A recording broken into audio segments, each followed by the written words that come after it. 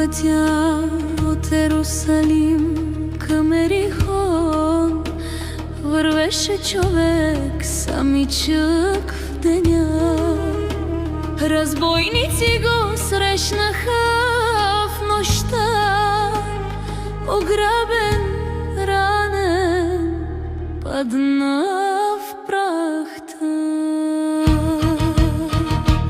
Свещеник мина тихо по пътя там, видя го, но отмина от другата страна.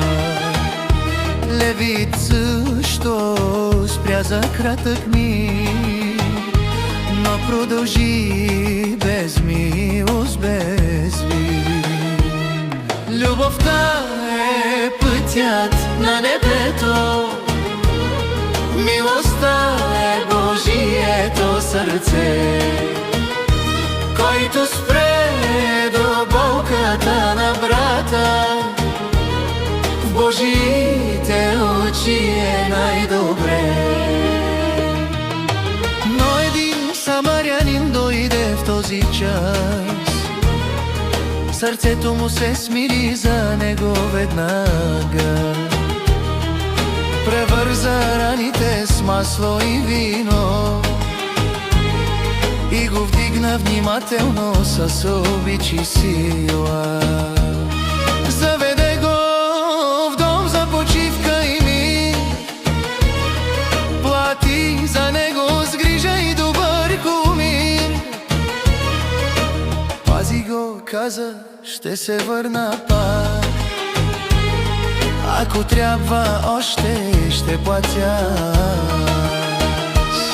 Любовта е пътят на небето, милостта е Божието сърце, който спре до болката на брата. В Божиите очи е най-добре. И гласът на Христос звучи и днес: иди и прави същото ти без страх. Бъди ближен на всеки човек и любовта ще победи греха.